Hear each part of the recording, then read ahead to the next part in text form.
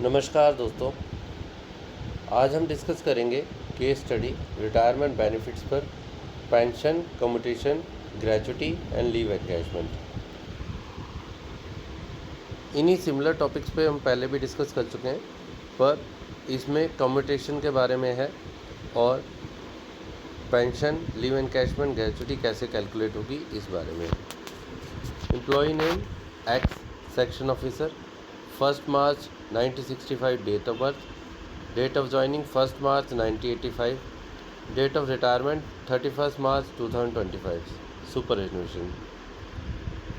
Last basic pay drawn ₹78,800, pay level 8, DNS allowance 50% assumed।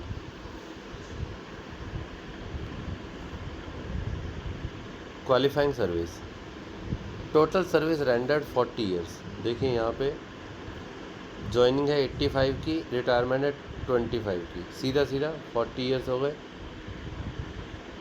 उसके बाद qualifying service for pension as per rules 33 years, minimum required service for pension 10 years.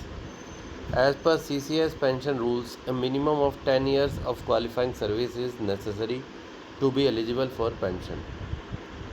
Pension calculation, so pension calculation सीधा सीधा formula है 50% of last basic पे।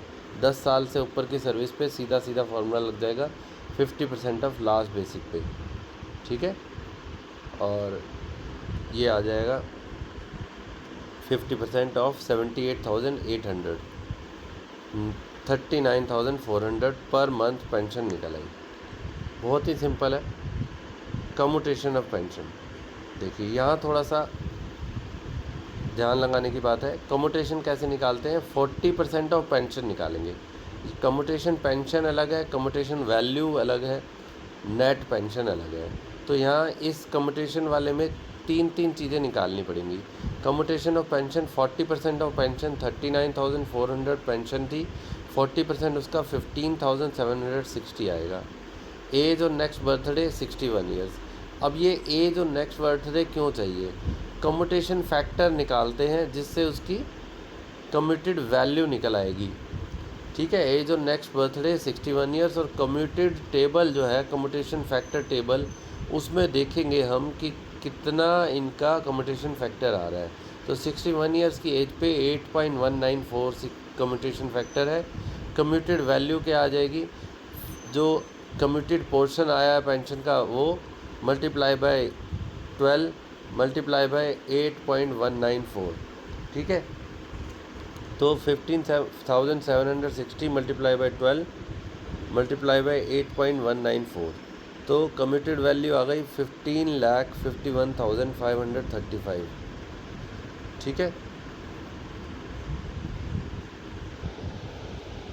सो commuted value इस तरह से निकाल लेंगे। कम्यूटेड वैल्यू आ गई ₹15,51,535।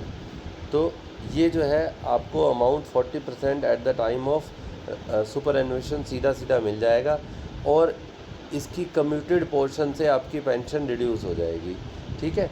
तो आपकी कम्यूटेड पेंशन आई 15,760 और एक्चुअल पेंशन आई 39,400। तो 39,400 में से 15,760 माइनस कर देंगे, जो कि कम्यूटेड पोर्शन है। उतनी पेंशन आपको पर मंथ मिलेगी, यानी कि 23,640 नेट पेंशन आपको पर मंथ मिलेगी आफ्टर कम्यूटेशन। तो आई होप कम्यूटेशन क्लियर हो गया होगा। 40% जो है आपकी पेंशन का वैल्यू कम्यूट हो जाता है। 40% निकालने के लिए आपको पेंशन का 40% निकालना पड़ेगा। कम्यूटेशन वैल्यू निकालने के लिए आपको कम्यूटेशन फैक्टर देखना होगा। कम्यूटेशन फैक्टर निकाल के 12 से मल्टीप्लाई करके कम्यूटेड वैल्यू से मल्टीप्लाई करके टोटल आपकी कम्यूटेड वैल्यू पेंशन आ जाएगी। फिर आपको नेट मंथली पेंशन निकालनी है, जो कि पेंशन माइनस कम्यूटेड पोर्शन है। पेंशन 39,400, कम्यूटेड पोर्शन 15,760, तो आपकी नेट मंथली पेंशन आ गई 23,640।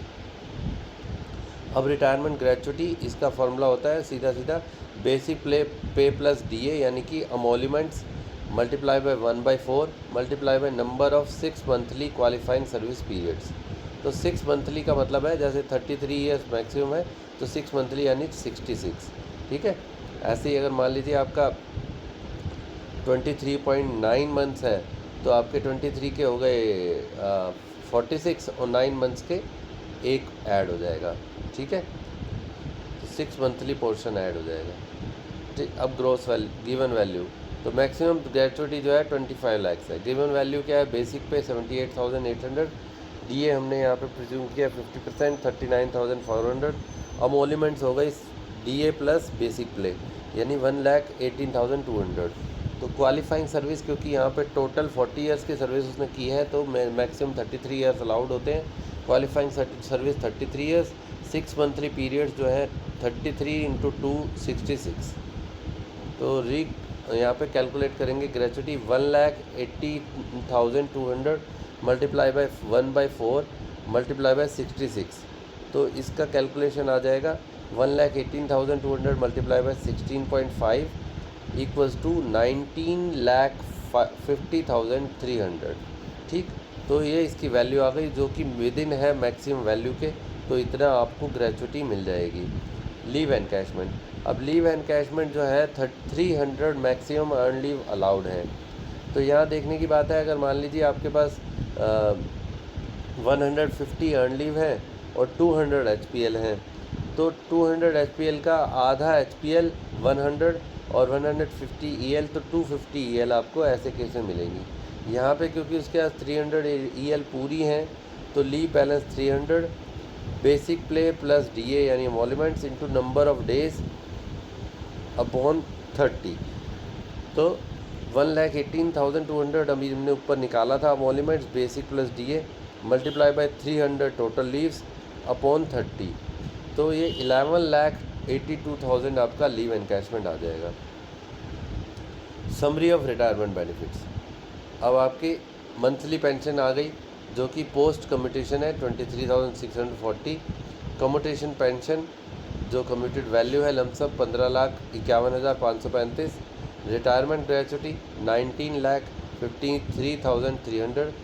Leave encashment 11,82,000। तो total lump sum excluding monthly pension 46,86,835। ये आपकी टोटल वैल्यू आ गई। Important points to remember, pension is fully revised with DA increase separately. अगर आपका DA इंक्रीज़ हो रहा है तो पेंशन आपकी रिवाइज होती रहेगी। जैसे DA यहाँ पे नहीं बोलते, DR बोलते हैं, डियरनेस रिलीफ। तो जैसे जैसे आपका DA रिवाइज होता है आपका DR भी रिवाइज होता है। तो DR रिवाइज होने पे आपकी पेंशन भी रिवाइज हो जाएगी। कम्यूटेशन इज़ टैक्स फ्री, तो कम्यूटेशन जो है वो टैक्स फ्री है, but the restored pension after 15 years become fully taxable. Gratuity and leave encashment are generally exempt from income tax up to prescribed limit. तो ये हमारी केस स्टडी थी। इसमें कम्यूटेशन वैल्यू, कम्यूटेशन पेंशन निकालना ही थोड़ा सा tough है, बाकी सीधे सीधे फॉर्मूले हैं। कम्यूटेशन करने में 40% कम्यूटेड पोर्शन आ जाएगा। कम्यूटेशन वैल्यू निकालने के लिए फैक्टर और 12 से मल्टीप्लाई करना पड़ेगा। बस यही थोड़ा सा आपको ध्यान रखने की ज़रूरत है, अदरवाइज़ पेंशनरी बेनिफिट्स निकालना बहुत मुश्किल काम नहीं है। आई होप आपको समझ आ गया होगा। Thank you very much. Please subscribe to the channel and like the video. Thank you.